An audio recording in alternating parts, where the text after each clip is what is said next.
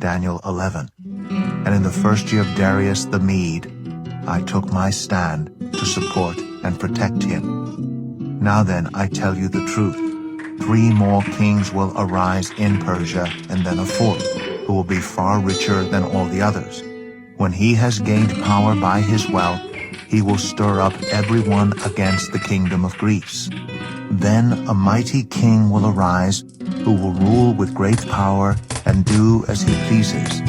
After he has arisen, his empire will be broken up and parceled out toward the 4 winds of heaven. It will not go to his descendants, nor will it have the power he exercised, because his empire will be uprooted and given to others. The king of the south will become strong, but one of his commanders will become even stronger than he and will rule his own kingdom with great power. After some years, they will become allies.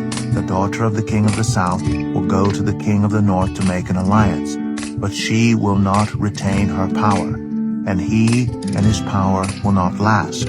In those days, she will be betrayed, together with her royal escort, and her father and the one who supported her.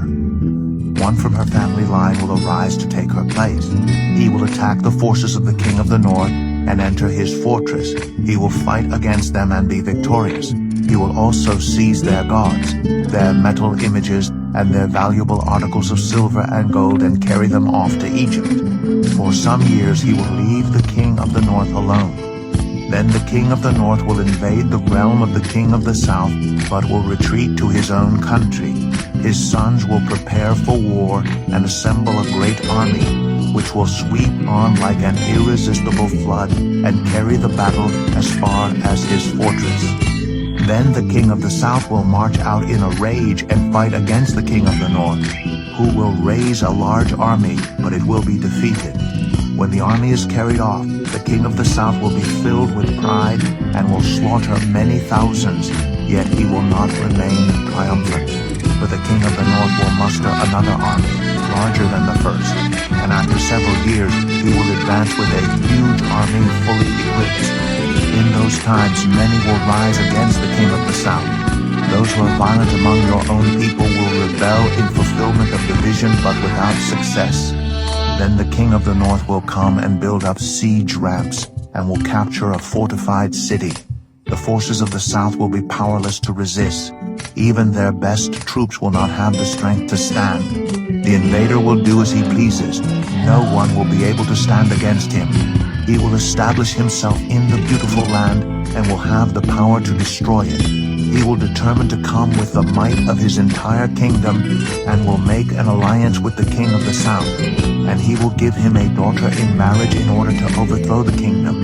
But his plans will not succeed or help him. Then he will turn his attention to the coastlands and will take many of them. But a commander will put an end to his insolence and will turn his insolence back on him.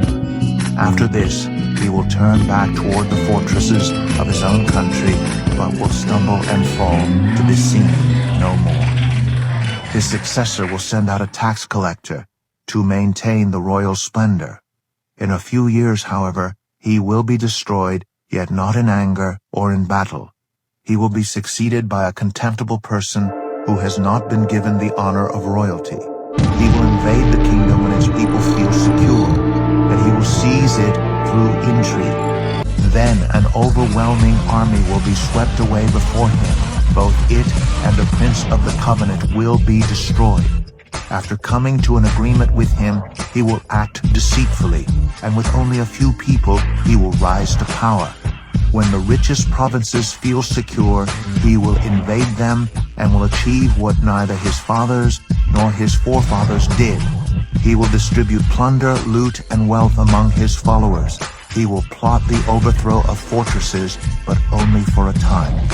With a large army, he will stir up his strength and courage against the king of the south. The king of the south will wage war with a large and very powerful army, but he will not be able to stand because of the plots devised against him. Those who eat from the king's provisions will try to destroy him. His army will be swept away, and many will fall in battle. The 2 kings, with their hearts bent on evil, will sit at the same table and lie to each other, but to no avail, because an end will still must come at the appointed time. The king of the north will return to his own country with great wealth, but his heart will be set against the holy covenant.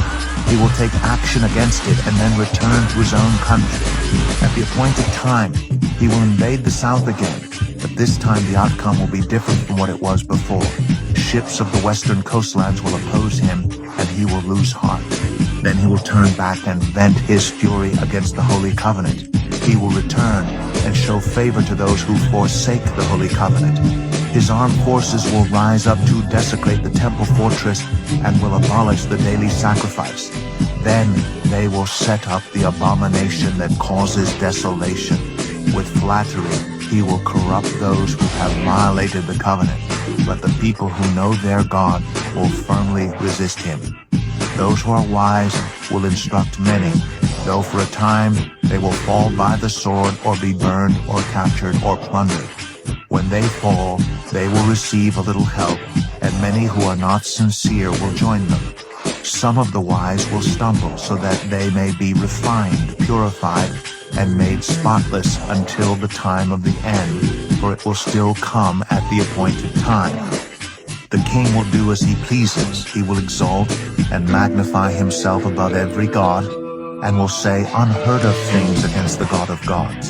He will be successful until the time of wrath is completed, for what has been determined must take place.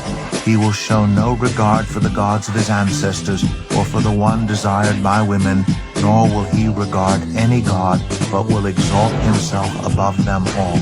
Instead of them, he will honor a god of fortresses, a god unknown to his ancestors. He will honor with gold and silver, with precious stones and costly gifts. He will attack the mightiest fortresses with the help of a foreign god, and will greatly honor those who acknowledge him. He will make them rulers over many people, and will distribute the land at a price. At the time of the end, but Edom, Moab, and the leaders of Ammon will be delivered from his hand. He will extend his power over many countries. Egypt will not escape. He will gain control of the treasures of gold and silver and all the riches of Egypt, with the Libyans and Cushites in submission.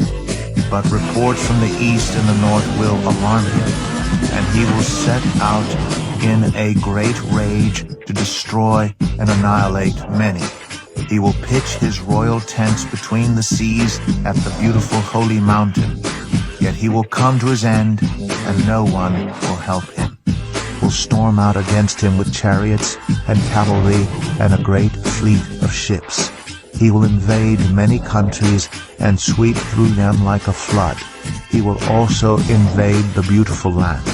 Many countries will fall, but Edom, Moab, and the leaders of Ammon will be delivered from his hand. He will extend his power over many countries. Egypt will not escape. He will gain control of the treasures of gold and silver and all the riches of Egypt, with the Libyans and Cushites in submission. But reports from the east and the north will alarm him, and he will set out in a great rage to destroy and annihilate many. He will pitch his royal tents between the seas at the beautiful holy mountain.